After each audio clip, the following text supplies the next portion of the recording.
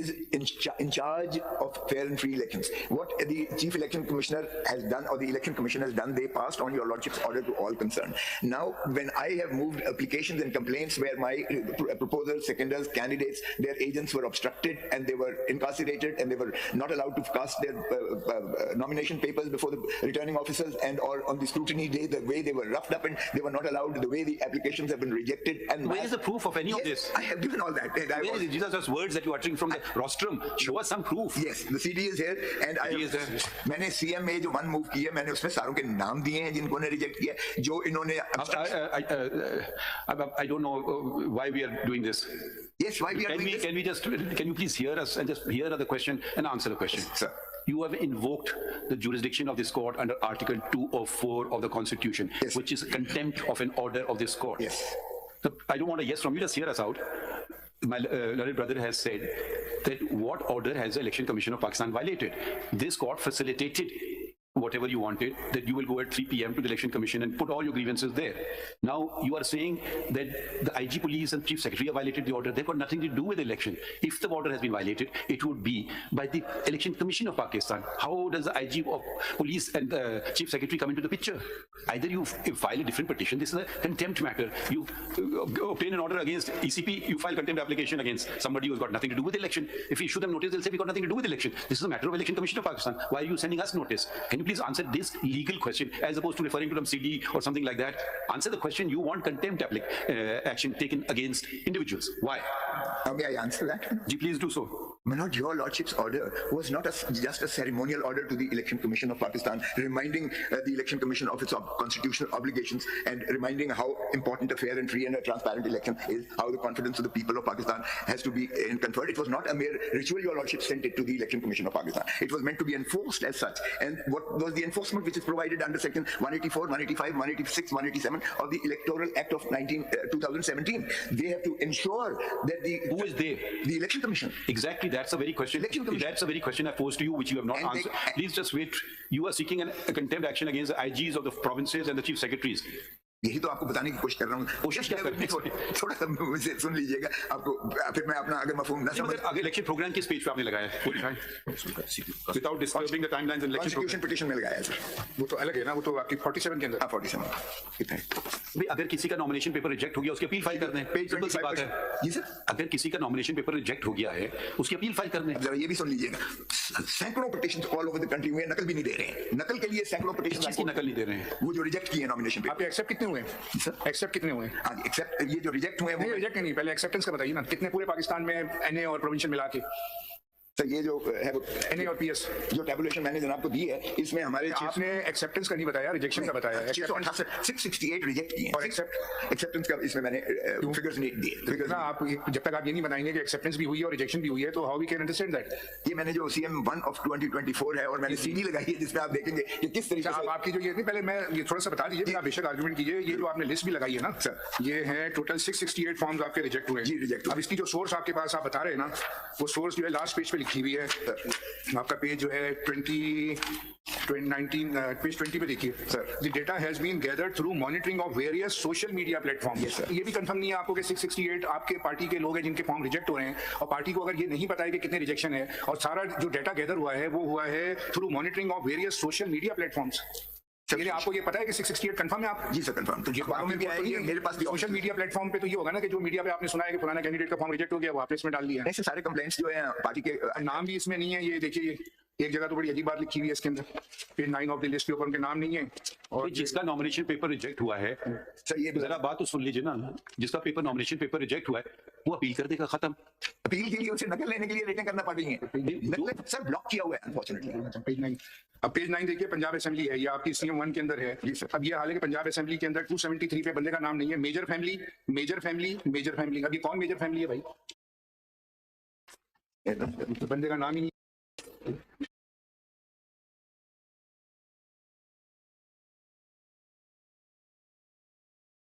से क्या मुराद है? मतलब मेजर साहब को इलेक्शन लड़ रहे हैं. मेजर ताहिर सादिक ये बता रहे हैं. भाई तो नाम होना चाहिए ना. मेजर फैमिली आप क्या दिखा रहे हैं? मेजर है तो भाई ये ओमिशन है. ठीक है, नाम ओमिशन है, लेकिन मेजर सादिक ताहिर ये बता रहे हैं. So you are saying that we should do the job of the election commission? Yes, sir. We should, sir, please, let's please, this is a court of law. ठीक. I mean, if this is I don't understand. If someone's nomination paper has been rejected. En masse, or one political party. Can we get the media to put mics here so you can address them? Can we conduct this as a court of law, please? Already listening. Can we conduct them as a court of law, please? I am before the court. No, let's then give us this much respect. If every second statement of yours will be a political statement, then fine. I'm asking a simple legal question. Let me complete the question so you can answer it nicely. There is an election program has been issued. Papers are rejected, papers are accepted. Someone is happy, someone is not happy. Each high court has nominated election tribunal. You file a rejection thing there. Assume that what you are saying is correct. They're not giving you the order. You file a petition without the order. Say they have not given us the order. ये तो आप ऐसी don't be so helpless that they're not giving us order. There is nothing on record. If you saying that we should allow all these appeals without hearing the other side who may have objected to, we don't know what the nature of the objection is. Someone can be a loan defaulter, someone can be maybe it was wrongly rejected. We don't know all these facts. We have to see every case individually. We cannot say, okay, do not reject the nomination papers of this political party and allow them of that political party. How can we do this? Either you go in contempt or you go, I don't know what sort of petition have you brought before us. It's a contempt matter. And rather than arraying the Election Commission of Pakistan, you arrayed IG. IG has got nothing to do with election. It's the Election Commission of Pakistan. I mean, I don't think we need to teach that in the Supreme Court article. Where does this IG police feature in it? Where does the Chief Secretary feature in it? I mean, if you just want some newspaper headlines, fine, you'll get the newspaper headline. But please tell us the law. Does the election held? Is it held by the Supreme Court of Pakistan? Is it held by the IG of police? Is it held by the Chief Secretaries of the provinces? There's a whole constitutional body set up which says the Election Commission of Pakistan. Now, yes, you may have a grievance against the Election Commission of Pakistan, and the law provides for remedies. And those remedies, if the papers have been rejected wrongly, please approach. It's not Election Commission you'll be approaching the High Court, the Election Tribunal. My paper's been wrongly rejected. Okay, there's no order, right? You say they're not giving me the order. You think the High Court is so helpless, they cannot call for it. Why have you rejected their nomination paper? I mean, यहाँ करके ये CD हो गई और ये हो गया वगैरह हो गया. Let us get. We are trying to push through democracy, but every day we come across people not wanting to go into election. You are standing behind every political party for election. We have repeatedly said so. And you are bringing here IG police को चले हम उसको notice कर देते हैं. IG आज कर देंगे नोटिस कंटेम्प्ट उसके खिलाफ हम चार्ज फ्रेम करेंगे आपका मसला हल हो जाएगा. क्या करें ऑर्डर में बता दें ये ऑर्डर कर दें आज हम कर देते हैं आपकी ऑर्डर.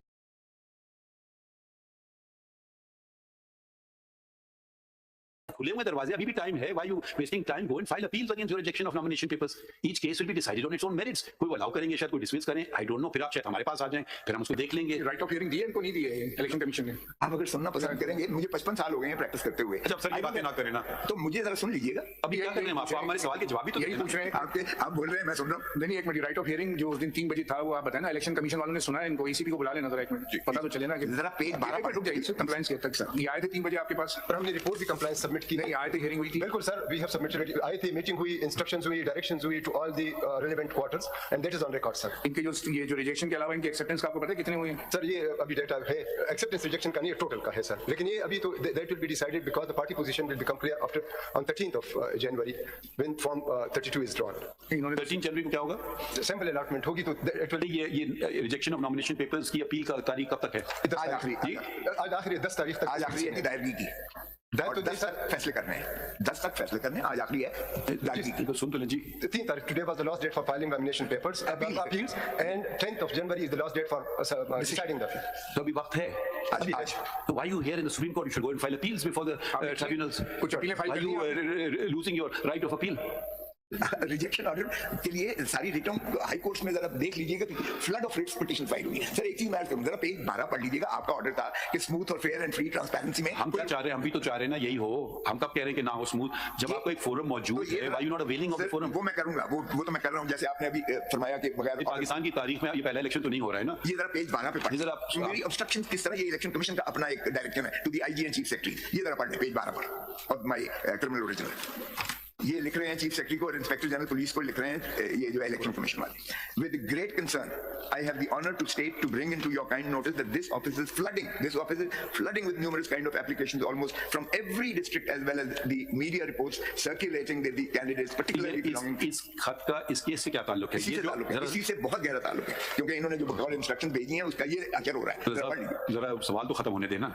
आपका हमने जो ऑर्डर पास किया 22 दिसंबर का ऑर्डर था. ठीक है ये 22 दिसंबर का ऑर्डर था to election commission commission of Pakistan, ये कोई खत आप पेश कर रहे हैं प्रोविंशियल इलेक्शन कमिश्नर पंजाब का खत जो 24 दिसंबर का खत है, तो यकीनन इस ऑर्डर से इसका ताल्लुक है ही नहीं। है, बिल्कुल है। इन्होंने आगे चीफ इलेक्शन कमिश्नर साहब ने या इलेक्शन कमीशन ने हमारी कंप्लेंट पर इन्होंने प्रोविंशियल इलेक्शन कमीशन को और डिफरेंट चीजों को आपकी कंप्लेंट किधर है इलेक्शन कमीशन के सामने? आपकी कंप्लेंट कहाँ है? रजिस्ट्रार ऑफिस में दो कॉपी नहीं है हमारे पास कंप्लायंस रिपोर्ट की, आपने कहाँ फाइल की है? चीफ सेक्रेटरी वाला को भी भेजा। ये किधर, ये आपकी कंप्लेंट किधर है? ईसीपी कंप्लायंस रिपोर्ट दिखाऊंगा, हमारे पास नहीं आई है ना, अभी दे रहे हैं, देखते हैं क्या कंप्लायंस की ऑर्डर। वो मैंने जो है पेज जना आपको बताया था उस पर है, वही हमने भेजी थी। पेज 23 रेयर है और वो शुरू होती है मेन पिटिशन में, हमने कॉन्स्टिट्यूशनल पिटिशन 47 में ये शुरू होती है हमारी कंप्लेंट। पेज 13 से शुरू होती है, पेज 13 से लेकर पेज 23 तक कॉन्स्टिट्यूशन पिटिशन 47 में।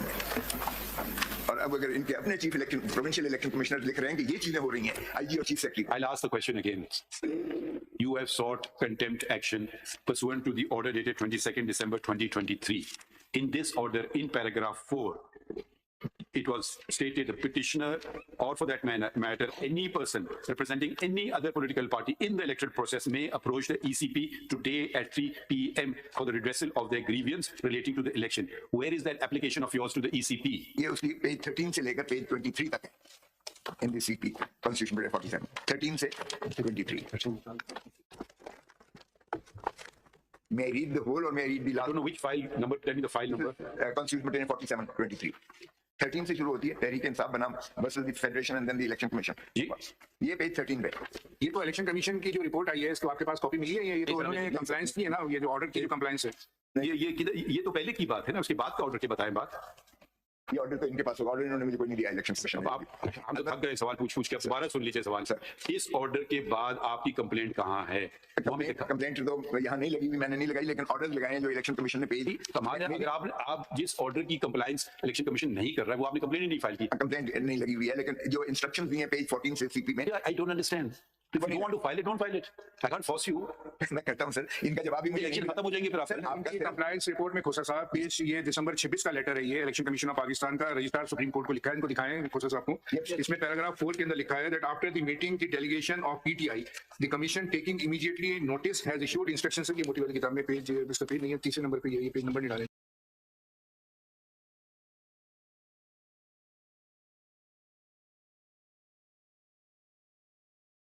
Commissioner Islamabad and all the 4 provincial chief secretaries, inspectors general of police, and all the 4 provincial election commission. In turn, the provincial election commissioners have issued the instructions to the DROs and ROs. Copies are annexed E to E24. Further, all such complaints are being proactively handled by the complaint cell at the highest level. ये election commission ने कहा है।